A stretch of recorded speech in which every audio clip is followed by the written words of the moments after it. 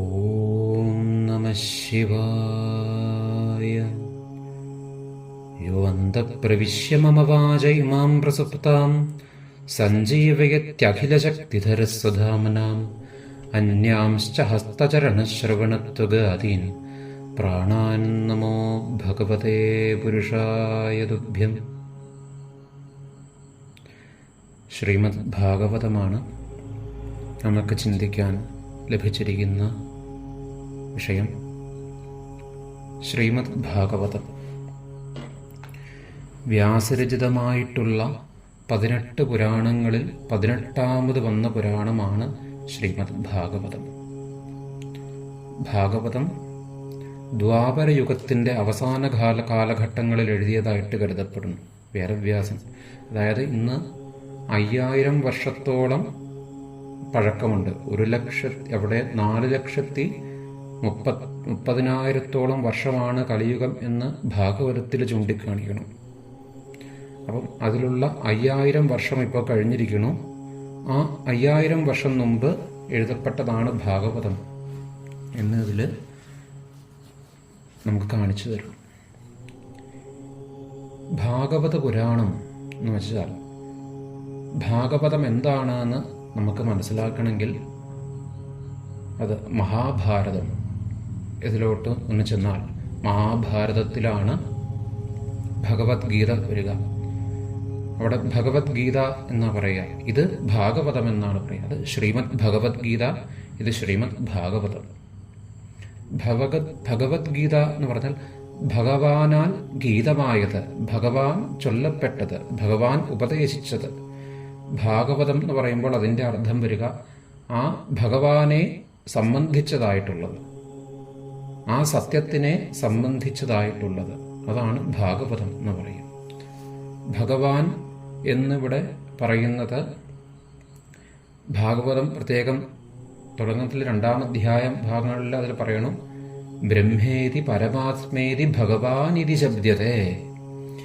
ബ്രഹ്മമെന്ന് ചിലർ പറയണു, ചിലർ ഇതിനെ പരമാത്മാവെന്ന് പറയണു, മറ്റു ചിലർ ഇതിന് ഭഗവാൻ എന്ന് ശബ്ദിക്കുന്നു. ബ്രഹ്മേതി പരമാത്മേതി ഭഗവാൻ ഇതി ശബ്ദത്തെ. അപ്പോൾ ആ ഭഗവാനെ കുറിച്ചാണ് വേദാന്തികൾ ബ്രഹ്മമെന്നും യോഗീശ്വരന്മാർ, യോഗികൾ ഇതിന് പരമാത്മാവെന്നും, ഭക്തർ ഇതിനെല്ലാം മുകളിലുള്ള തനി ഭക്തിഭാവത്തിൽ പറയുമ്പോൾ ഇതിന് ഭഗവാൻ എന്നും ശബ്ദിക്കുന്നു. പേരുകൾ മാത്രം പലതാണെന്നേ ഉള്ളൂ. നമ്മുടെ സത്യം, ഈ ഇവിടെ നമ്മൾ അനുഭവിക്കുന്നതായിട്ടുള്ള പല പല വ്യവഹാരങ്ങൾ, ഇതിൻ്റെ എല്ലാം ബേസ്, ഇതിലെല്ലാം നിലനിൽക്കുന്നതായിട്ടുള്ള ആ ഒരൊന്നിനെ നമ്മളിത് പലതായിട്ട് അനുഭവിക്കുന്നു. ആ ഒരൊന്ന് അതുതന്നെയാണ് ഇവിടുത്തെ സത്യം. ആ സത്യത്തിനെ കുറിക്കുന്നതാണ്. ആ സത്യത്തിനെ നമുക്ക് അറിയാനായിട്ട്, അതിനെ അനുഭവിക്കാനായിട്ടുള്ളതാണ് ഭാഗവതം. ഭഗവാനെക്കുറിച്ച്, ഈ പ്രപഞ്ച സത്യത്തിനെ കുറിച്ച് വാസ്തവം ഇവിടെ എന്താണുള്ളത്, ശരിക്കും എന്താണിതൊക്കെ, എന്താണിത് സത്യം? നമ്മൾ അനുഭവിക്കുന്ന സുഖവും ഇവിടെ ദുഃഖവും കേവലമായിട്ട് നമ്മൾ അനുഭവിക്കുന്നു എന്ന സത്യം അതാണോ? അപ്പോൾ എന്താണ് പരമമായിട്ടുള്ള സത്യം? അപ്പം നമ്മൾ ഇതൊന്നും അനുഭവിക്കണ്ടേ? ഇതെല്ലാം വേണം, പക്ഷേ ഇതിലുള്ള സത്യം എന്താണെന്ന് അറിഞ്ഞുകൊണ്ട് അനുഭവിച്ചോളൂ. അപ്പോൾ നമുക്ക് ഇതിനോടൊന്നും പ്രത്യേകിച്ച് ഒരു ഒട്ടൽ വരാതെ നമ്മുടെ കർമ്മങ്ങൾ സുഖമായിട്ട് നമുക്ക് പൂർത്തിയാക്കാനും സാധിക്കും. ഭഗവത്ഗീതയിൽ ഭഗവാൻ തന്നെ പറയുന്നുണ്ട്, മമത്വം അധികം വേണ്ടാട്ടോ എന്ന് പറയുന്നുണ്ട്. അപ്പോൾ ആ മമത്വം ഇല്ലാണ്ട് നമുക്കിതിനെ ഭംഗിയായിട്ട് ചെയ്യാൻ സാധിക്കും. എന്നാൽ അതിന് ഒട്ടലില്ലാണ്ട് ചേമ്പിലയിൽ വെള്ളം കിടക്കണ പോലെ, ചേമ്പില നനയണില്ല, എന്നാൽ അവിടെ വെള്ളം ചേമ്പിലയിൽ നിലനിൽക്കുന്നുണ്ട് എന്ന പോലെ. അതാണ് പ്രധാനമായിട്ടും ഇതിൽ കാണിച്ചു തരിക.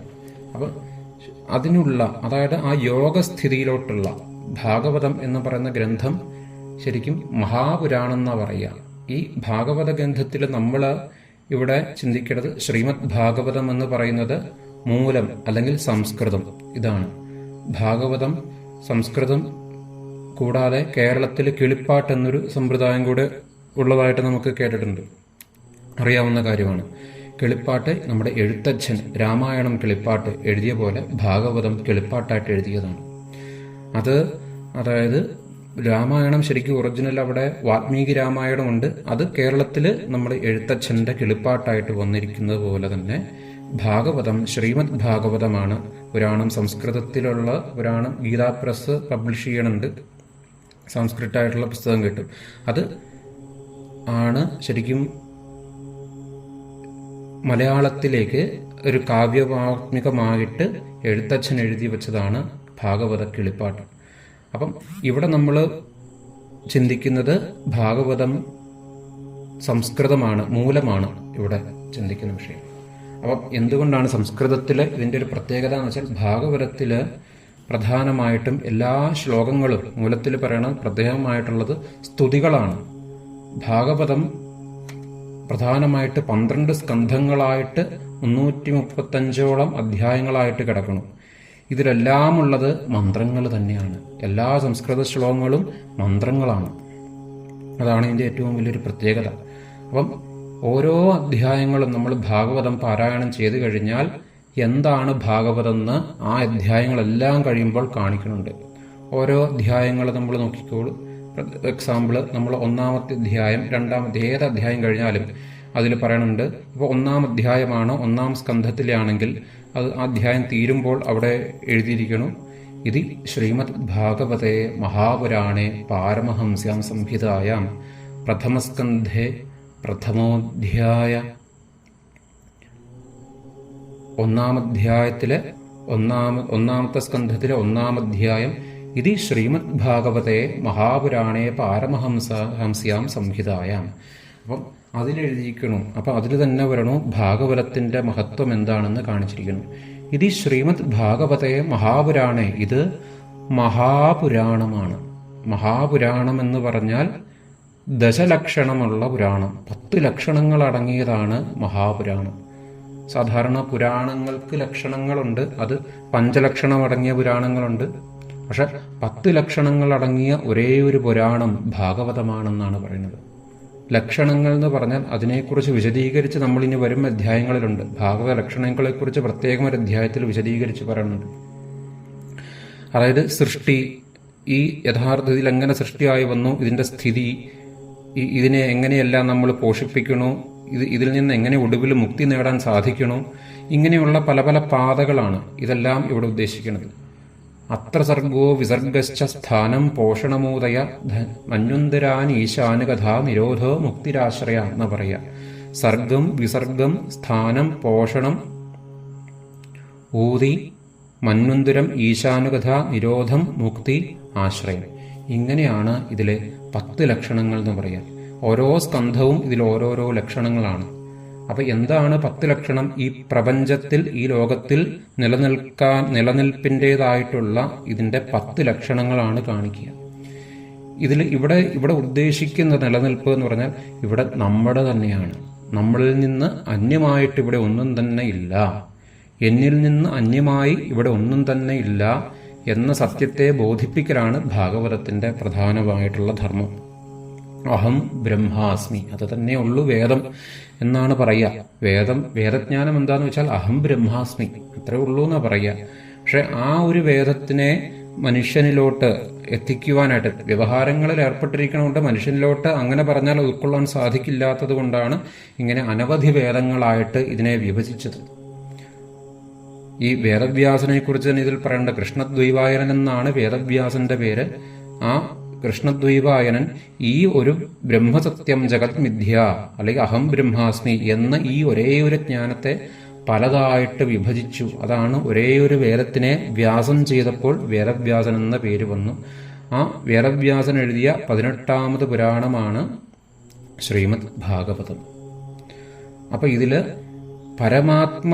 പരമാത്മാവ്, പരബ്രഹ്മം എന്നെല്ലാം നമ്മൾ വിളിക്കണു. ബ്രഹ്മം, പരമാത്മാവ്, ഭഗവാൻ.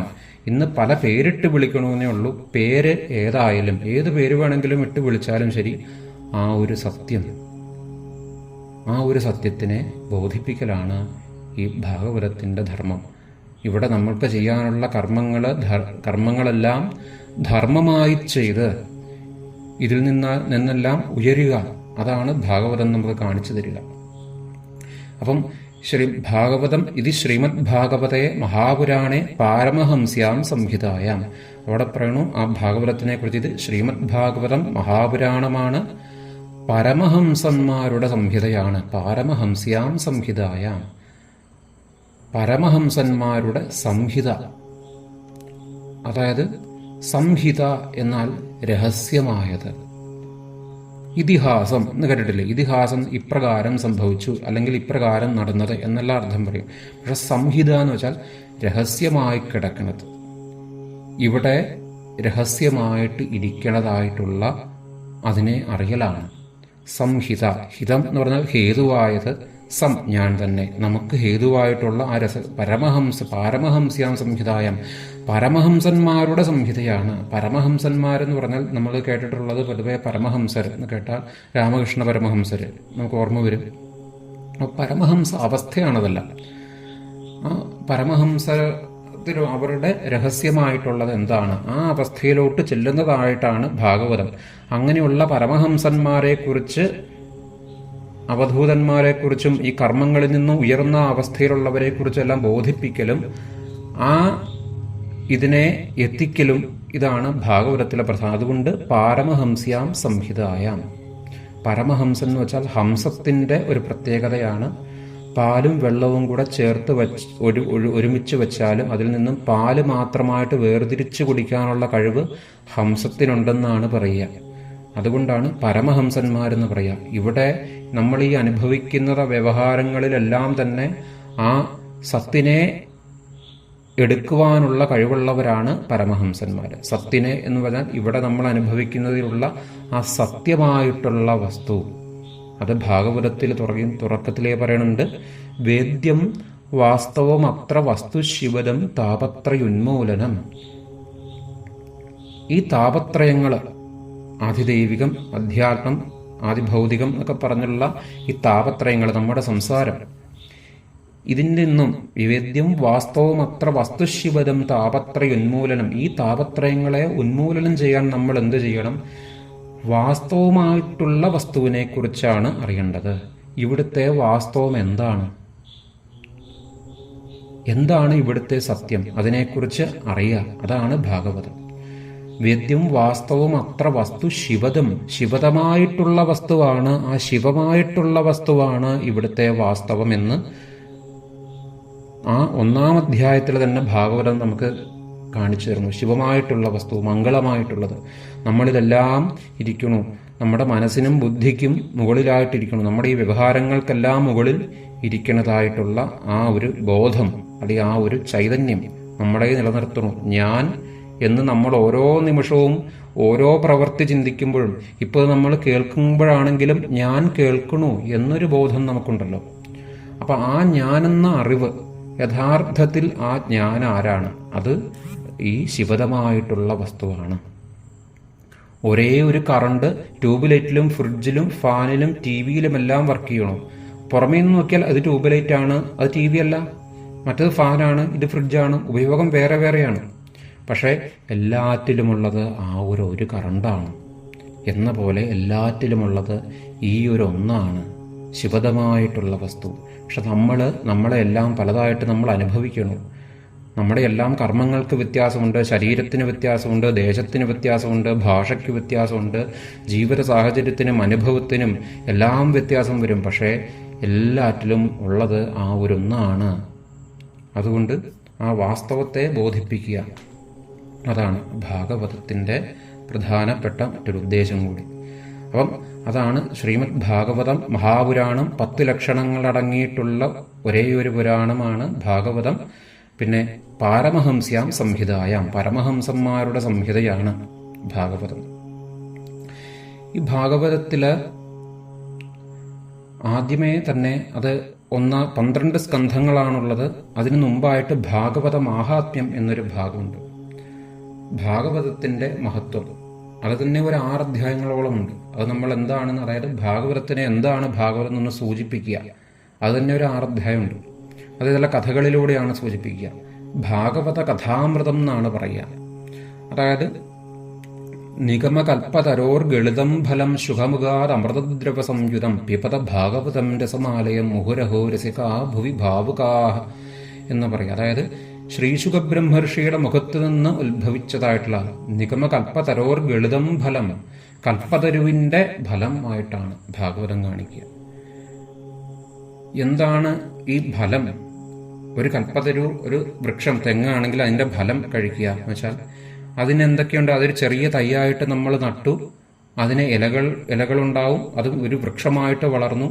അപ്പോൾ അതിലെന്തെല്ലാം ഘടകങ്ങൾ മണ്ണിൽ നിന്ന് അത് വലിച്ചെടുത്തിട്ടുണ്ടാവും. ഒടുവിൽ ഈ വൃക്ഷത്തിൻ്റെ, ഈ ചെടിയിലും ഇതിൻ്റെ പൂവും കൊലയും എല്ലാറ്റിലുമുള്ള ഈ വൃക്ഷം മുഴുവൻ അടങ്ങണതായിട്ടുള്ള ആ എസൻസ് മുഴുവൻ അതിൻ്റെ ആ ഫലത്തിൽ അടങ്ങിയിരിക്കുന്നു. അതിൻ്റെ ആ കായിൽ, ആ പഴത്തിൽ അതിൻ്റെ ഫലം എല്ലാം അടങ്ങിയിരിക്കുകയാണ്, ഒരു എസൻസായിട്ട് വരും. അപ്പം ആ ഒരു പഴം കഴിച്ചാൽ ആ വൃക്ഷം മുഴുവൻ നമ്മൾ കഴിച്ചതിൻ്റെ ഫലമാണ്. അത് മുഴുവൻ, അതിൻ്റെ എല്ലാം സത്ത് ആ ഒന്നിൽ അടങ്ങിയിരിക്കുന്നു എന്നതുകൊണ്ട് ഭാഗവതം ഒരു സ്വതന്ത്രമായിട്ടുള്ള ഒരു സെപ്പറേറ്റ് ഒരു പുരാണമാണെന്ന് നമുക്ക് പറയാൻ സാധിക്കില്ല. ഭാഗവതത്തിൻ്റേത് മാത്രമായിട്ടുള്ള കഥകൾ എന്നൊന്നും നമുക്ക് പറയാൻ സാധിക്കില്ല. അങ്ങനെ ഒരു സ്വതന്ത്രമായിട്ടുള്ള ഒരു പുരാണമൊന്നുമല്ല ഭാഗവതം. അതായത് ഈ 17 പുരാണങ്ങളും എഴുതിയിട്ടിരിക്കുന്നതിൻ്റെ മുഴുവൻ 17 പുരാണങ്ങൾ മാത്രമല്ല, ഇതിൻ്റെ ഉപനിഷത്തുകൾ, മറ്റു സംഹിതകൾ എല്ലാറ്റിൻ്റെയും സത്ത് എടുത്ത് വച്ചിരിക്കുന്നതായിട്ടുള്ള അതൊരു പുരാണമായി മാറി. എല്ലാം കൂടെ കൂടിച്ചേർത്തതാണ് ഭാഗവതം. അനവധി ബ്രഹ്മാണ്ഡ പുരാണം, പത്മപുരാണം, ലിംഗപുരാണം, ശിവപുരാണം, അങ്ങനെ പല പല അനവധി സ്കന്ധപുരാണം, ഇതെല്ലാം മത്സ്യപുരാണം, ഇതെല്ലാറ്റിൽ നിന്നും ഈ ഭാഗവതത്തിൽ എടുത്തിട്ടുണ്ട്. എല്ലാം ചേർന്ന് അതിൻ്റെ എല്ലാം മെയിൻ എസൻസാണ് ഇതിലെടുത്തിരിക്കുക. പഞ്ചമവേദം എന്നാണ് പുരാണങ്ങൾക്ക് പൊതുവെ പറയുക. അതിലേറ്റവും ഒരു പ്രാധാന്യം അർഹിക്കുന്നതായിട്ടുള്ള, ഇന്നും നമ്മൾ ഹിമാലയത്തിൽ യാത്ര ചെയ്താൽ അങ്ങ് ഒടുവിലായിട്ട് തിബറ്റൻ ബോർഡറിലുള്ള ബദ്രീനാഥത്തിൽ ചെന്ന് കഴിഞ്ഞാൽ അവിടെ നിന്ന് ഒരു 3 കിലോമീറ്റർ അകലത്തിൽ നോക്കിയാൽ ഉണ്ടാവുന്ന മാന എന്ന ഗ്രാമമുണ്ട്. അവിടെയാണ് വേദവ്യാസന്റെ ഗുഹ സ്ഥിതി ചെയ്യുന്നത്. ആ ഗുഹയിൽ നമ്മൾ ഒന്ന് വിസിറ്റ് ചെയ്യാം. ആ ഗുഹയിൽ ഒന്ന് കയറി കഴിഞ്ഞാൽ അവിടെ ഒരു ഗ്രന്ഥം ഇരിപ്പുണ്ട്. അത് ഈ ശ്രീമദ് ഭാഗവതമാണ്. വേദവ്യാസന്റെ ഗ്രന്ഥങ്ങൾ അനവധിയുണ്ടെങ്കിലും എന്തുകൊണ്ടാണ് ഭാഗവതം അവിടെ വെച്ചിരിക്കുന്നതെന്ന് വെച്ചാൽ മറ്റതൊന്നും പ്രധാനപ്പെട്ടതല്ല എന്നല്ല അർത്ഥം. എളുപ്പമുണ്ട് ഭാഗവതം വെച്ച് കഴിഞ്ഞ കാര്യം, എല്ലാത്തിനെയും കൂടെ സത്യത്തിൽ അടങ്ങിയിരിക്കണു എന്നതുകൊണ്ടാണ്. അപ്പം ഇവിടെ ഉദ്ദേശിക്കുന്നത് ഇത് പ്രത്യേകം ഒരു ദേവതയുടെ പുരാണമല്ല. പലരും ഇതിനൊരു വൈഷ്ണവ പുരാണമാണ്, വിഷ്ണുവിൻ്റെ ആണ്, കൃഷ്ണന്റെ കഥകളാണ് ഇതിലുള്ളത്. അപ്പോൾ അത് ശിവന്റെ പുരാണമല്ല, ഇത് വിഷ്ണുവിൻ്റെ ആണ്, ദേവിയോ അതൊന്നും അല്ല ഇതിൽ കാണിക്കണമെന്ന് ചിന്തിക്കണുണ്ടാവും. പക്ഷേ ഇത് ശരിക്കും അങ്ങനെ ഒരു പുരാണമല്ല. ഇവിടെ ഉദ്ദേശിക്കുന്നത് ആ ഒരു ഒന്നാണ്. മുമ്പ് നമ്മൾ പറഞ്ഞില്ലേ, ആ ബ്രഹ്മം, അതേ ഇവിടെ ഉദ്ദേശിക്കണമെന്നുള്ളൂ. അപ്പം ഇവിടെ ഭഗവാൻ എന്ന് പറയുന്ന ഭഗവാന് വാച എന്നാണ് ഭഗവാന്റെ വാക്യങ്ങളെക്കുറിച്ച് പറയുക. ഓരോ ഋഷിരുവാച, ശ്രീശുക ഉവാച, ഓരോരുത്തർ പറയുമ്പോൾ ഉവാച, ഒരു ഗ്രൂപ്പ് പറയുമ്പോൾ ഊച്ചു എന്നാണ് പറയുക. ഇപ്പോൾ ഋഷയ ഊച്ചു എന്ന് പറഞ്ഞാൽ ഋഷിമാര് പറഞ്ഞു, ഋഷി ഉവാച എന്ന് പറഞ്ഞാൽ ഋഷി പറഞ്ഞു. അതുപോലെ ഭഗവാൻ ഉവാച, ഭഗവാൻ പറഞ്ഞു, അല്ലെങ്കിൽ ഭഗവാൻ ചോദിച്ചു എന്നുള്ള രീതിയിൽ അതിൽ കാണാം. അപ്പം അല്ലാണ്ട് ഇവിടെ ശ്രീകൃഷ്ണ ഉവാചാന്നോ, മഹാവിഷ്ണു ഉവാചാന്നോ, ശിവ ഉവാചാന്നോ, ദേവി ഉവാചാന്നോ അങ്ങനെയൊന്നും അല്ല ഇതിൽ കാണിക്കുക. ഭഗവാൻ ഉവാച, ഭഗവാൻ എന്ന് പറഞ്ഞാൽ അതിലെല്ലാം ഒതുങ്ങി. ബ്രഹ്മേതി പരമാത്മേതി ഭഗവാൻ ഇതി ശബ്ദതേ. അപ്പം അതാണ് ഇവിടെ കാണിക്കുക. എന്തുകൊണ്ടാണ് പിന്നെ ഇവിടെ ഈ വിഷ്ണുവിൻ്റെ കഥകൾ, അത് അവതാര കഥകളായിട്ട് മഹാവിഷ്ണുവിൻ്റെ അവതാര കഥകൾ ഇതിൽ പ്രത്യേകം കാണിക്കുന്നു, കൃഷ്ണനെയും ഇതിൽ കാണിക്കുന്നു. പിന്നെ അതെന്തുകൊണ്ടാണ് അങ്ങനെ സംഭവിച്ചത് എന്ന് ചോദിച്ചാൽ സൃഷ്ടിസ്ഥിതി സംഹാരം, അതാണ് ത്രിമൂർത്തികളുടെ കർത്തവ്യമായിട്ട് നമ്മൾ അറിയുന്നത്. സൃഷ്ടി സ്ഥിതി സംഹാരം. ബ്രഹ്മാവ് സൃഷ്ടിക്കണു, മഹാവിഷ്ണു നിലനിർത്തണു, ഇതിനെയെല്ലാം സംഭരിക്കണു അല്ലെങ്കിൽ ലയിപ്പിക്കണു ആ മഹാദേവൻ. അപ്പം സൃഷ്ടി ബ്രഹ്മാവിൻ്റെ ആണെങ്കിൽ സ്ഥിതി വിഷ്ണുവും, സംഹാരം പരമേശ്വരനും. അപ്പം സ്ഥിതി എന്നത് കൊണ്ടാണ് വിഷ്ണുവിൻ്റെ എടുത്തിരിക്കുന്നത്. കാര്യം ഈ പ്രപഞ്ചത്തിൽ എന്താണുള്ളതെന്ന് വെച്ചാൽ സത്യത്തിൽ ഇവിടെ സ്ഥിതി മാത്രമേ ഉള്ളൂ എന്നാണ് നമ്മുടെ ഭാഗവതത്തിൽ എടുത്തു കാണിക്കുന്നത്. ഇവിടെ ഇതെല്ലാം നമ്മൾ അനുഭവിക്കുന്നതെല്ലാം പ്രപഞ്ചമാണ്. പ്രകർഷേണ പഞ്ചഭൂതാത്മകമായിട്ടുള്ള വസ്തുക്കളെ പഞ്ച ഇന്ദ്രിയങ്ങൾ കൊണ്ട് നമ്മൾ അനുഭവിക്കുന്നു. പ്രകർഷേണ പ്രപഞ്ചം. അപ്പോൾ ആ പ്രപഞ്ചം എന്ന് പറഞ്ഞാൽ നമ്മുടെ ഇത് ഉണ്ടായ വസ്തുക്കളാണ് നമ്മൾ അനുഭവിക്കുന്നത്. നമ്മുടെ ശരീരവും നമ്മുടെ മനസ്സും നമ്മുടെ ബുദ്ധിയും ഇവിടെയുള്ള വസ്തുക്കളും എല്ലാം ഉണ്ടായതാണ്. ആ ഉണ്ടായതെല്ലാം ഇല്ലാണ്ടാകും. എന്നാൽ ഉണ്ടാകാത്തതായിട്ടുള്ള ഒരു വസ്തുവുണ്ട്, അത് ഒരിക്കലും ഇല്ലാണ്ടാവില്ല. അത് എപ്പോഴും ഉള്ളതാണ്. അതാണ് സ്ഥിരം. അപ്പം അതുകൊണ്ടാണ് ഇതിലുള്ള വിഷ്ണുവിനെ എടുത്ത് കാണിക്കുന്നത്. സ്ഥിരത മാത്രമേ ഇവിടെ, ആ സ്ഥിരമായിട്ട് എന്താണുള്ളത് അതാണ് കാണിക്കുന്നത്. പണ്ട് ദേവന്മാര് ബ്രഹ്മാവിൻ്റെ അടുത്ത് നിന്ന് ചോദിച്ചു എന്നാണ് പറയുക, ഈ ഭാഗവതജ്ഞാനം ഞങ്ങൾക്ക് ഒന്ന് ഉപദേശിച്ചു തരൂ, അത് അമരത്വം തരുന്നതാണ്, അമൃതമാണല്ലോ. അമൃതം, ഭാഗവത കഥാമൃതം എന്നാ പറയാ. ഇതിൽ കഥകൾ എന്താണെന്ന് വെച്ചാൽ കഥകൾ കണ്ടിട്ടൊന്നും ചിന്തിക്കേണ്ട, കഥകളെല്ലാം സിംബോളിക്കാണ് ഭാഗവതത്തിലുള്ളത്. കഥകളോട്ട് ദീർഘമായിട്ട് കഥകളെക്കുറിച്ച് ചിന്തിക്കുകയല്ല വേണ്ടത്, കഥകളിലുള്ള അംശത്തെ എടുക്കുകയാണ് വേണ്ടത്. അതായത് ഇതൊരു ശരിക്കും പാരമഹംസ്യാം പുരാണമാണ്, പാരമഹംസ്യാം സംഹിതയാണ്. അല്ലാണ്ട് ഇതിഹാസമായിട്ട് പറയണില്ല, ഇപ്രകാരം നടന്നതാണ് എന്ന് ഉറപ്പിച്ച് പറയലല്ല. ഇത് കഥകളായിട്ട് തന്നെയാണ് ഇതിൽ പറയുക. അപ്പം ഇതിൻ്റെ എസൻസ് എന്താണ്, ഇതിൻ്റെ തത്വം എന്താണ്, അതാണ് ഇതിൽ നിന്ന് നമ്മൾ എടുക്കുക. അപ്പം അതുകൊണ്ട് ഭാഗവത കഥാമൃതം എന്ന് പറയാം. ഇത് കഥയുടെ ഒരു ആവരണത്തിൽ ഈ ഒരു അതിവേദാന്ത അതിസത്യമായിട്ടുള്ള ആ ഒരു ക്യാപ്സ്യൂള് പോലെ ഇത് ഒളിപ്പിച്ചു വെച്ചിരിക്കുകയാണ്. കഥകൾ കൊണ്ട് ഇതിനെ ഒരു കവർ ചെയ്ത് വെച്ചിരിക്കുകയാണ്. ആവശ്യമുള്ളവരെടുത്താൽ മതി. ചിലവർക്കിത് കഥയായിട്ട് കാണുമ്പോൾ ഇതൊരു ആകർഷണം തോന്നില്ല. വേദാന്തം നേരിട്ട് പറയല്ല, കഥയായിട്ട് പുറമേ ആവരണം ചെയ്തിരിക്കുകയാണ്. പക്ഷേ ഇതിൻ്റെ സൂക്ഷ്മ അർത്ഥത്തിലോട്ട് നമ്മൾ ചെല്ലുമ്പോഴാണ് ഇതെന്താണ് എന്ന് നമുക്ക് പിടികിട്ടുള്ളൂ. അപ്പം അതിൻ്റെ കർമ്മങ്ങൾ കൊഴിഞ്ഞ് അതിലെത്താനുള്ള അവസരം എത്തുന്നവരെത്തിയാൽ മതി എന്നുള്ള തലം കൊണ്ടാണ് ഇത് ഒരു പാരമഹംസിയായിട്ടിരിക്കുന്നത്. അതുകൊണ്ട് ഭാഗവതം പെട്ടെന്നങ്ങനെ ഈ കഥകളുടെ ഇത് നോക്കുമ്പോൾ ഭക്തിഭാവം പുറമേ ഉള്ളവർക്കായിരിക്കും ഇത് വേഗം അത് ആകർഷിക്കുക. അപ്പോൾ കേവലമായിട്ടുള്ള ഭാവഭക്തി എന്നല്ല ഇവിടെ ഉദ്ദേശിക്കുന്നത്. ഇത് അതിൻ്റെ എല്ലാം യഥാർത്ഥ തലം എന്താണ് എന്ന് കാണിച്ചു തരികയാണ്. എന്താണ് അതിൻ്റെ സത്യമെന്ന്. അതുകൊണ്ട് ഈ ആവരണം വെച്ചിരിക്കണം. ഇത് കഥ അമൃതം എന്ന് പറയുക. അമൃതം എന്ന് വെച്ചാൽ അമരത്വം നൽകുന്നത്. അമരത്വം നൽകുന്നത് എന്ന് വെച്ചാൽ മരണമില്ലാത്ത അവസ്ഥ. മരണം എവിടെയാണ് നടക്കുന്നത്? മനുഷ്യനാണ് മരണം. മനുഷ്യൻ അനുഭവിക്കുന്ന രണമാണ് മരണം. ഈ യുദ്ധങ്ങൾ, ഈ സുഖദുഃഖങ്ങൾ, ഇതിങ്ങനെ മാറി മാറി ഇതാണ് സത്യം, അതാണ് സത്യം, ഞാൻ ചെയ്യേണ്ടത് ഇതാണ്, ഞാൻ ചെയ്യരുതാത്തത്. അപ്പം നമ്മൾ ഒത്തിരി ധാരണകൾ അതൊക്കെ ആവശ്യമാണ്. ധർമ്മങ്ങളായിട്ട് വേണം അത് ചെയ്യാൻ. കർമ്മത്തിൽ നിന്നും ധർമ്മത്തിലോട്ട് ഉയർന്ന് ചെയ്യണം. അപ്പം രണത്തിൽ നിന്ന് രക്ഷപ്പെടാൻ അങ്ങനെ സാധിക്കുകയുള്ളൂ. അതാണ് മരണം. അപ്പം അല്ലാണ്ട് ശരീരം ഉണ്ടായതാണ്, ആ ശരീരം ഒരിക്കലും ഇല്ലാണ്ടാവും. ശരീരത്തിൻ്റെ മരണമല്ല ഇവിടെ ഉദ്ദേശിക്കുന്നത്. ഇവിടെ ആ തലമാണ്. ആ ആനന്ദമനുഭവി ജീവിതം നമുക്ക് കിട്ടിയിരിക്കുന്നത് ഭാഗവതം പ്രത്യേകിച്ച് കാണിച്ചു തരണം.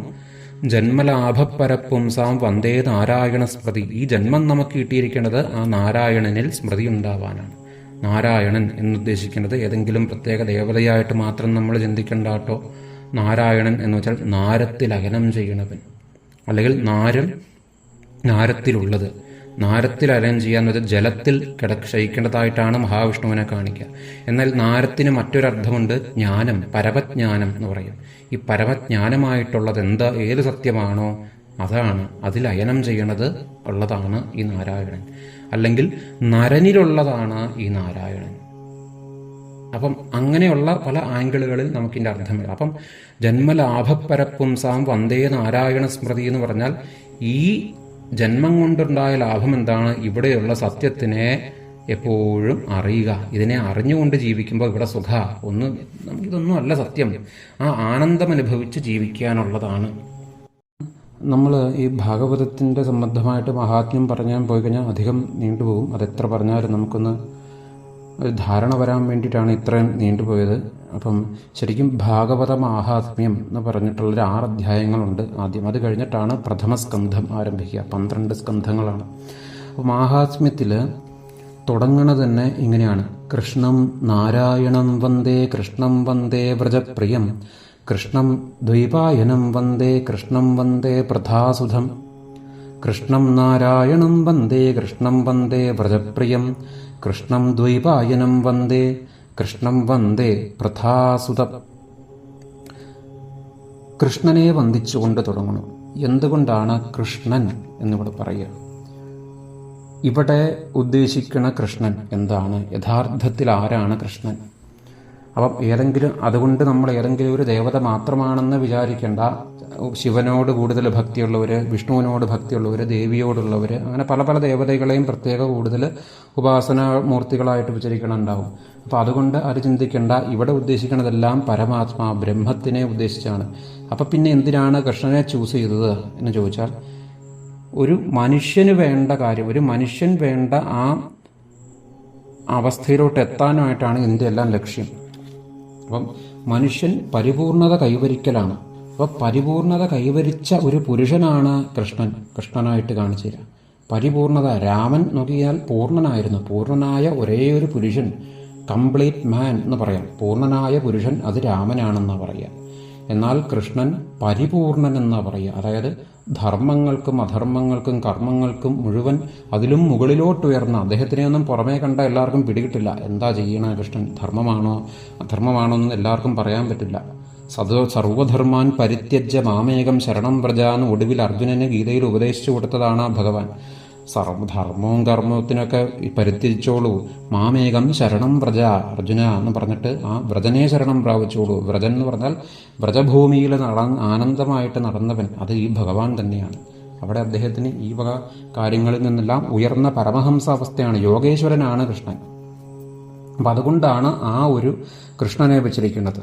അപ്പം കൃഷ്ണൻ ഇപ്പം ഇവിടെ തുടങ്ങുന്ന ഭാഗവത മാഹാത്മ്യത്തിൽ തന്നെ കൃഷ്ണം നാരായണം വന്ദേ, കൃഷ്ണം വന്ദേ വ്രജപ്രിയം, കൃഷ്ണം നാരായണം വന്ദേ. ഇവിടെ നാരായണനായിട്ടുള്ള കൃഷ്ണനെ വന്ദിക്കണം.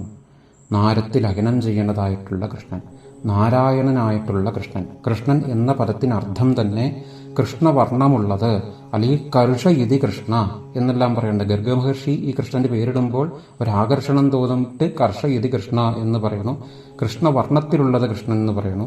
അപ്പം ആ നാരായണൻ ഇവിടെ മുഴുവനായിട്ടുള്ളത് ആ ഒരേ ഒരു ആ പരമപുരുഷൻ, പരമാത്മാവ്, പരബ്രഹ്മം, ആ ശിവം തന്നെയാണത്.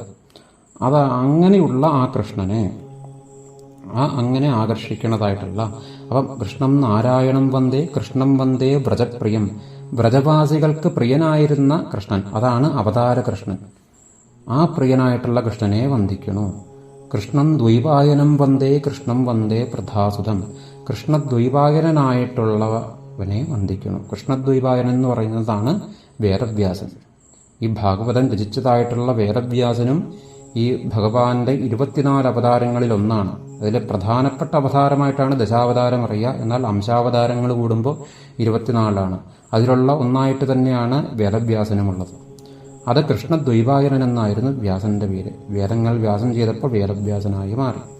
അപ്പം കൃഷ്ണം ദ്വൈപായനം വന്ദേ, കൃഷ്ണം വന്ദേ പ്രഥാസുതം, പ്രഥയുടെ സുതനായിട്ടുള്ള കൃഷ്ണനെ വന്ദിക്കുന്നു. പ്രഥയുടെ സുതൻ, പ്രഥ കുന്തിദേവി, കുന്തിദേവിയുടെ മകനായിട്ടുള്ള കൃഷ്ണൻ, അത് അർജുനനാണ്. ആ അർജുനനെ വന്ദിക്കുന്നു. അതെങ്ങനെ കൃഷ്ണനാകുക എന്ന് വെച്ചാൽ അർജുനനും കൃഷ്ണനും ഒന്ന് തന്നെയാണ്. ഇവര് കൃതയുഗത്തിൽ നരനും നാരായണനുമായിരുന്നു. നരനാരായണമൂർത്തി. ഇന്ന് ഹിമാലയത്തിൽ സ്ഥിതി ചെയ്യുന്ന ബദരീനാഥൻ, അത് നരനാരായണമൂർത്തിമാർ തപസ് ചെയ്ത ഇടമെന്നാണ് പറയപ്പെടുന്നത്. നരനും നാരായണനും അത് തന്നെ പിന്നീട് കൃഷ്ണനും അർജുനനുമായിട്ട് ജനിച്ചതാണ്. അപ്പം അങ്ങനെ 4 കൃഷ്ണന്മാരെ വന്ദിച്ചുകൊണ്ടാണ് ഈ ഭാഗവതത്തിൻ്റെ മഹാത്മ്യം തന്നെ ആരംഭിക്കുക. അതിൽ നാരദ മഹർഷി ഒരിക്കൽ വൃന്ദാവന ഭൂമിയിൽ സഞ്ചരിക്കുമ്പോൾ ഒരു കഥ, ഒരു കഥയാണ്. കഥയുടെ തത്വം നമ്മൾ എടുത്താൽ മതി.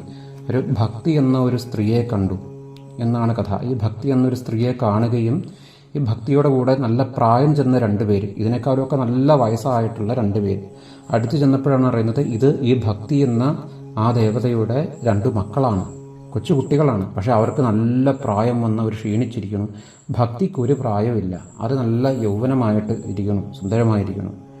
അപ്പോൾ ഇതെന്താണെന്ന് ചോദിച്ചപ്പോൾ ഇതെൻ്റെ മക്കളാണ് എന്ന് പറഞ്ഞു. ആ പ്രായം ചെന്നതായിട്ട് വാർദ്ധക്യം ബാധിച്ചിട്ടുള്ളതായിട്ടുള്ള മക്കളാണ് ജ്ഞാനവും വൈരാഗ്യവും. ഇവർക്ക് എന്തുകൊണ്ടാണ് ഇങ്ങനെ സംഭവിച്ചതെന്ന് അറിയാനായിട്ട് നാരദ മഹർഷി ഒരു അന്വേഷണം നടത്തുകയാണ് ഇതിലും മഹാത്മ്യത്തിൽ. ഭക്തി എന്ന ജ്ഞാനവും വൈരാഗ്യത്തിൻ്റെയും നമ്മളിൽ ഉയരുമ്പോഴാണ് ഭക്തി വരിക. അപ്പോൾ ഭക്തി എന്തുകൊണ്ട് ഇവിടെ ഉദ്ദേശിക്കണം? നമ്മൾ പുറമേ ഉള്ള നമ്മുടെ ഭാവം കൊണ്ടല്ല. പുറമേ നമ്മൾ കുറേ പ്രസാദം കുറികൊട്ടത് കൊണ്ടോ, നമ്മുടെ വസ്ത്രരീതിയിൽ ശ്രദ്ധിച്ചുകൊണ്ടോ, എന്തെങ്കിലും കുറേ ഭജന നമ്മൾ ഉറക്കെ ചൊല്ലിയത് കൊണ്ടോ, നാമം ചൊല്ലിയത് കൊണ്ടോ, ക്ഷേത്രത്തിൽ പോയത് കൊണ്ടോ മാത്രം വരുന്നതല്ല. അതെല്ലാം അതിലോട്ടുള്ള ഒരു ഭാവങ്ങളാണ് എന്ന് മാത്രം. യഥാർത്ഥ ഭക്തി എന്ന് പറയുന്നത് പ്രേമഭക്തിയാണ്. അത് ഡെഡിക്കേഷൻ, സമർപ്പിതമായിട്ട് നമുക്ക് ഫലേച്ഛയില്ലാണ്ട് ഒട്ടലില്ലാതെ ഓരോ കർമ്മങ്ങളെയും ചെയ്യാൻ നമുക്ക് സാധിക്കണ അവസ്ഥ. അതിന് ജ്ഞാനം വേണം, വൈരാഗ്യവും വേണം. ഇത് രണ്ടും അവിടെ വാർദ്ധക്യം ബാധിച്ചിരിക്കണു. അതാണ് അതിൻ്റെ അർത്ഥം. അങ്ങനെ നാരദ മഹർഷി അന്വേഷിച്ചു പോയി. ഒടുവിൽ സനകാദീശ്വരന്മാരെന്ന് പറഞ്ഞ ബ്രഹ്മചാരികളാണ് സനകൻ, സനാതനൻ, സനന്ദനൻ, സനത്കുമാരൻ. അവരുപദേശിക്കണം ഇതിൻ്റെ കുറവിതാണ്. ആ ഭാഗവതത്തെ അറിയലാണ് ഇതിന് വേണ്ടത്. അവിടെ ഭാഗവതത്തെ അറിയലെന്ന് അവിടെ പറഞ്ഞതിൻ്റെ അർത്ഥം ശരിക്കും ഈ പുസ്തകം വായിച്ചോളാനല്ല അവിടെ ഉദ്ദേശിക്കുന്നത്, ഈ ഭാഗവത പുരാണം അറിഞ്ഞോളാനല്ല അവിടെ ഉദ്ദേശിക്കുന്നത്. ഇവിടെയുള്ള സത്യത്തിനെ അറിഞ്ഞാൽ ഇതെല്ലാം മാറും, സത്യത്തിലെ അറിയലാണ് വേണ്ടത് എന്ന് പറഞ്ഞ്, അപ്പം അങ്ങനെ അതിലോട്ട് ചെല്ലാനാണ് വേണ്ടത് എന്ന് പറഞ്ഞ് നാരദ മഹർഷിക്ക് ഉപദേശിച്ചു കൊടുക്കുന്നതായിട്ടാണ് മഹാത്മ്യം ആരംഭിക്കുന്നത്. അപ്പം ആ മഹാത്മ്യത്തിൽ തന്നെ അങ്ങനെ ഈ ഭാഗവതത്തിൻ്റെ കഥകൾ പറയും. പിന്നെ 1-2 കഥകളൊക്കെ പറയണുണ്ട്. ഈ പ്രേത ആത്മാവിനെ വരെ ഗതി കിട്ടി ഭാഗവതം കേട്ടിട്ട് എന്നൊക്കെയുള്ള കഥ. എന്നാൽ അവിടെ 7 ദിവസം കൊണ്ട് ഭാഗവതം ശ്രവിച്ചു പ്രേതമായി മാറിയിട്ടുള്ള ഗതി കിട്ടാത്ത ദുരാത്മാവിനെ വരെ സായുജ്യം ലഭിച്ചു. പക്ഷെ അവിടെ കേട്ടുകൊണ്ടിരുന്നവർക്ക് പോലും ലഭിച്ചില്ല എന്നാണ് പറയുക. അത് വേണ്ട വിധത്തിൽ ഇതിനെ ശ്രവിച്ചാലേ കാര്യമുള്ളൂ. സപ്താഹവേദിയിലെല്ലാം അനവധി പേര് ഇരിക്കുന്നുണ്ടാവും. അത് ഇതിൻ്റെ തത്വത്തിനെ ഗ്രഹിച്ചുകൊണ്ട് ഭക്തിഭാവത്തോട് കൂടിയിട്ട് ആണെങ്കിലും ഇതിൻ്റെ തത്വം ഗ്രഹിക്കണം. ഇതെന്താണ് സത്യം എന്നുള്ളത് നമ്മുടെ ജീവിതത്തെ അനുഭവത്തിലോട്ട് കൊണ്ടുവരിക. അപ്പം അങ്ങനെയാണ് അതിലോട്ട് വരുമ്പോഴാണ് ഈ ഒരു ആ പരാഗതി എന്ന് പറയും, ആ പരമമായിട്ടുള്ള ഗതിയെ നമുക്ക് പ്രാപിക്കാൻ സാധിക്കുകയുള്ളൂ എന്ന് പറയും. അങ്ങനെ ഈ ഒരു ഭാഗവതത്തിൻ്റെ മഹത്വത്തിനെക്കുറിച്ച് നമുക്കത് അധികം നീണ്ടുപോകുന്നതുകൊണ്ട് ഇങ്ങനെ മാഹാത്മ്യം ഏകദേശം ഒരു ധാരണയാണ് പറയാം. ഈ ഭാഗവതം വന്ന വഴി നമുക്കൊന്ന് ചിന്തിക്കാം. ഭാഗവതം നമുക്ക് കിട്ടിയതായിട്ട് ഇതിൽ വന്ന വഴി എന്ന് പറഞ്ഞാൽ ശരിക്കും ഇത് പരീക്ഷത്തിന് ശ്രീശുക ബ്രഹ്മർഷി ഉപദേശിച്ചു കൊടുക്കുന്നതാണ് ഭാഗവതം. അപ്പം ഈ പരീക്ഷത്തിന് ശ്രീശുക ബ്രഹ്മർഷി ഉപദേശിച്ചു കൊടുക്കുന്നു. ഈ ശ്രീശുക ബ്രഹ്മർഷിക്ക് ഇത് കിട്ടിയത് വേദവ്യാസനിൽ നിന്നാണ്. വേദവ്യാസനാണ് ശ്രീശുക ബ്രഹ്മർഷിയുടെ അച്ഛൻ. ആ വേദവ്യാസ മഹർഷിക്ക് ഇത് നാരദ മഹർഷി ഉപദേശിച്ചു കൊടുത്തതാണ്. അപ്പോൾ നാരദ മഹർഷിക്ക് ഇത് കിട്ടിയത് നാരദന്റെ പിതാവായിട്ടുള്ള ബ്രഹ്മാവിൽ നിന്നാണ്. ബ്രഹ്മാവിന് ഇത് ലഭിച്ചത് ആ പരമസത്യം ആ ഭഗവാൻ തന്നെ ഉപദേശിച്ചു കൊടുത്തു. ഹൃദയത്തിൽ ബ്രഹ്മാവിന്റെ ഹൃദയത്തിൽ ബ്രഹ്മകമലമായ ഹൃദയത്തിൽ ആ ഭഗവാൻ വന്നും ഒരു ചതുശ്ലോകി 4 ശ്ലോകങ്ങളായിട്ട് ഉപദേശിച്ചു കൊടുത്തു എന്ന് പറഞ്ഞ് ചതുശ്ലോകി ഭാഗവതം നമ്മുടെ ഭാഗവതത്തിലൊരു ഭാഗത്ത് പറയണുണ്ട്. അതായത് ഈ ഭാഗവത ജ്ഞാനം മുഴുവൻ, അതായത് പ്രപഞ്ചതത്വത്തിനെ മുഴുവൻ ഈ ഭഗവാൻ 4 ശ്ലോകങ്ങളായിട്ട് ബ്രഹ്മാവിന് ഉപദേശിച്ചു.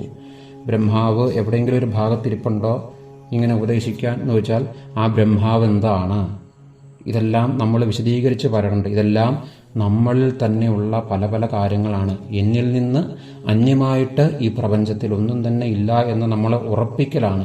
അതായത് 2 ഭാവത്തിൽ നിന്നും ഒന്നിലോട്ട് കൊണ്ടുവരിക, ദ്വൈതത്തിൽ നിന്നും അദ്വൈതത്തിലോട്ട് കൊണ്ടുവരലാണ് ഇതിൻ്റെ ഏറ്റവും പ്രധാനപ്പെട്ട മറ്റൊരു ലക്ഷ്യം. അപ്പോൾ അതിൽ അങ്ങനെ ബ്രഹ്മാവിന് ഉപദേശിച്ചു. ബ്രഹ്മാവ് നാരദ മഹർഷിക്ക് ഉപദേശിക്കണു. നാരദ മഹർഷി ഇത് വേദവ്യാസന് ഉപദേശിച്ചു കൊടുക്കണു. വേദവ്യാസ മഹർഷിയിൽ നിന്നും ശ്രീശുക ബ്രഹ്മർഷി, പരമഹംസനാണ് ശ്രീശുക ബ്രഹ്മർഷി, ആ അവസ്ഥയിലോട്ട് എത്തിയ ആളാണ്, ദിഗംബരനായിട്ടുള്ള ആളാണ് ശ്രീശുക ബ്രഹ്മർഷി. ആ ശ്രീശുക ബ്രഹ്മർഷിയിൽ നിന്ന് പരീക്ഷിത്തിന് ഇത് കിട്ടി. പരീക്ഷിത്ത് ആരാന്ന് ചോദിച്ചു കഴിഞ്ഞാൽ പരീക്ഷിത്ത് ശരിക്കും മഹാഭാരത കഥ അറിയുമ്പോഴാണ് പരീക്ഷത്തിന്റെ ഉത്ഭവം അവിടുന്നാണ്. മഹാഭാരത കഥ യുദ്ധമെല്ലാം കഴിഞ്ഞ് ഒടുവിൽ ഭഗവാന്റെ സ്വധാമഗമനവും കൂടെ കഴിഞ്ഞാൽ പാണ്ഡവര് അവിടെ സ്വർഗാരോഹണത്തിന് പോവുകയാണ് ഹിമാലയത്തിലേക്ക്. ശേഷം അവരുടെ ഉത്തരയുടെ ഗർഭത്തിലുള്ള, അതായത് അശ്വത്ഥാമാവ് വധിക്കാൻ ശ്രമിച്ചതായിട്ടുള്ളതും ആ ഭഗവാൻ രക്ഷിച്ചതായിട്ടുള്ള ഉത്തരയുടെ ഗർഭത്തിലുള്ള കുട്ടിയാണ് പരീക്ഷിത്തായിട്ട് ജനിക്കുന്നത്. ആ പരീക്ഷത്തിന്റെ ശരിക്കുമുള്ള പേര് വിഷ്ണുരാധൻ എന്നാണ്. പക്ഷെ ജനിച്ചപ്പോൾ തന്നെ തന്നെ ഗർഭത്തിൽ നിന്ന് എന്നെ രക്ഷിച്ചതായിട്ടുള്ള അയാൾ ഇവിടെ എവിടെയാ ഉള്ളതെന്ന് എപ്പോഴും പരീക്ഷിച്ചുകൊണ്ടിരിക്കുമായിരുന്നു, അതിനെ അന്വേഷിച്ചുകൊണ്ടിരിക്കുകയാണ്. അങ്ങനെയാണ് പരീക്ഷിത്ത് എന്ന പേര് വരാൻ കാരണമെന്നാണ് കഥയായിട്ട് സൂചിപ്പിക്കുന്നു. എന്നാൽ പരീക്ഷിത്ത് എന്ന പേരിന്റെ അർത്ഥം അല്ല, മറ്റൊരു വിധത്തിൽ നമ്മൾ നോക്കിക്കഴിഞ്ഞാൽ പദം നോക്കിയാൽ പരീതം ഇതി പരീക്ഷിതം പരീക്ഷിത്ത് എന്ന് നമുക്കറിയാം. ഇവിടെ ആ പരീത എന്ന് പറഞ്ഞാൽ ശരിക്കും ഇവിടെയുള്ള സത്യം എന്താണ്, പരിത, അതിനെ ഈക്ഷിത്, അതിനെ അന്വേഷിക്കുക. അതാരാണ് അന്വേഷിക്കുന്നത്? നമ്മളിൽ ആരന്വേഷിക്കണോ അവനുള്ളതാണ് ഈ ഭാഗവതം, ഈ സത്യം. പരീത ഈക്ഷിത്. ഇവിടെയുള്ള സത്യം എന്താണെന്ന്, അത് ഇവിടെയുള്ള സത്യം ആ ബ്രഹ്മമാണ്, അത് തന്നെയാണ് എൻ്റെ ഉള്ളിലുള്ളത്. അതുകൊണ്ടല്ലേ അഹം ബ്രഹ്മാസ്മി എന്ന് പറയുക. അപ്പോൾ പരമാത്മാവ്, ആത്മമാണ് സത്യം. അപ്പോൾ എന്താണ് അവൻ അന്വേഷിക്കുന്നത്? ആത്മാന്വേഷി. അപ്പോൾ ഒരു ആത്മാന്വേഷിയാണ് ഈ പരീക്ഷിത്ത്. അപ്പോൾ പരീക്ഷത്തിന് ശ്രീശുവ ബ്രഹ്മർഷി ഉപദേശിച്ചു കൊടുക്കുന്ന സമയത്ത് സൂതൻ അവിടെ ഇരുന്നത് കേൾക്കുകയും പിന്നെ സൂതൻ പിന്നീട് ശൗനകാദികൾക്ക് ഉപദേശിച്ചു കൊടുക്കുന്നതുമായിട്ടാണ് ഭാഗവത കഥയുടെ ഒരു ക്രമം. ഇനിയും നമുക്ക് വിശദീകരിച്ച് അടുത്തതിലോട്ട് കടക്കാം. നമുക്ക് അടുത്ത നാൾ തൊട്ട് സാധിക്കുന്ന പോലെ, നമുക്ക് 1-ാം അധ്യായം തൊട്ട് സാധിക്കണ പോലെ എല്ലാ ശ്ലോകങ്ങളും വിശദീകരിച്ച് ചിന്തിക്കാൻ സാധിക്കട്ടെ എന്ന് പ്രാർത്ഥിക്കണം. ഇത് നമ്മൾ ഒരിക്കലും ഇതെല്ലാം പൂർണ്ണമായിട്ട് പഠിക്കാൻ ഇത് കുറച്ച് ഭാഗവതം ഒരു ക്ലാസ്സോ ഒന്നുമായിട്ട് ആരും ചിന്തിക്കരുത് കേട്ടോ. ഇത് നമുക്ക് പഠിക്കുകയല്ല, ഞാനും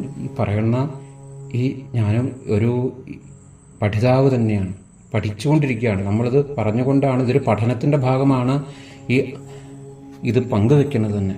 അങ്ങനെ നമുക്കെല്ലാവർക്കും അതുപോലെ. അപ്പം നമുക്ക് ഒരുമിച്ച് തന്നെ ഇത് പങ്കിട്ട് മുൻപോട്ട് പോകാമെന്ന് തന്നെ പ്രതീക്ഷിക്കണം.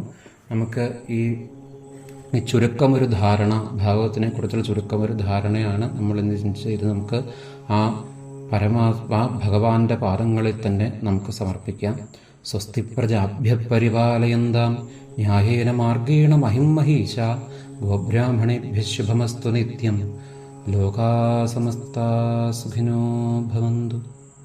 സർവത്ര ഗോവിന്ദനാമ സങ്കീർത്തനം. ഗോവിന്ദ ഗോവിന്ദ. ഓം നമഃ ശിവായ.